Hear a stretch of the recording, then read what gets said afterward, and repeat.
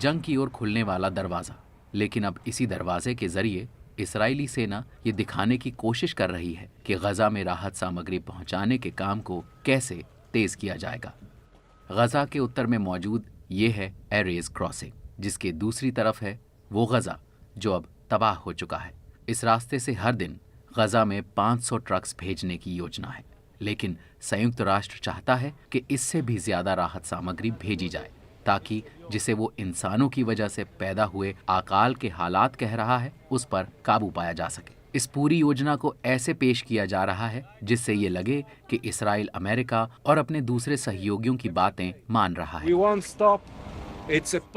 जब ये जंग 7 महीने पहले शुरू हुई थी, तब से हालात काफी बदल चुके हैं। इस्राएल के रक्षा मंत्री योआव गैलांट ने कहा कि हम गजा की पूरी तरह से घेराबंदी कर रहे हैं। ना बिजली होगी, ना खाना, ना पानी और ना गैस, सब बंद। हफ्तों से इस्राएल पर अंतर्राष्ट्रीय समुदाय का दबाव था कि वो गजा में ज्यादा खाना, दवाइयां और जरूरी चीजें जाने दे। ये कदम उसी का नतीजा है और एक वरिष्ठ यूएन अधिकारी ने चेताया भी कि शायद इस्राएल युद्ध अपराध में शामिल है और खाने को इस जंग में हथियार की तरह इस्तेमाल कर रहा है। कहा जा रहा है कि इंटरनेशनल क्रिमिनल कोर्ट इस्राएल के वॉर लीडर्स के खिलाफ गिरफ्तारी का वारंट जारी करने के बारे में सोच रहा है।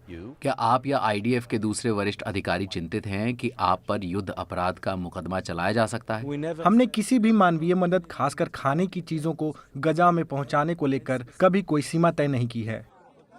लेकिन संयुक्त राष्ट्र और राहत एजेंसियों का कहना है कि ये सच नहीं है। ये वर्ल्ड सेंट्रल किचन चैरिटी है जिसने अपने 7 कर्मचारियों की मौत के 1 महीने बाद फिर से काम शुरू किया है।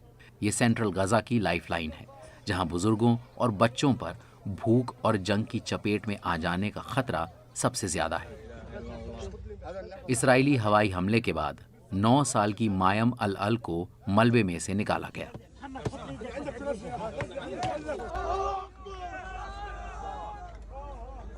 उनके परिवार के 16 और बच्चे इस हमले में मारे गए। जंग से बिखरी हुई इस जिंदगी को देखिए। मायम ने हमसे कहा कि वो ऊपर वाले के पास जाना चाहती है। युद्ध विराम मारे गए लोगों को जिंदा नहीं कर पाएगा, पर शायद वो मायम को जिंदगी पर फिर से एक बार एतबार करने का मौका दे दे।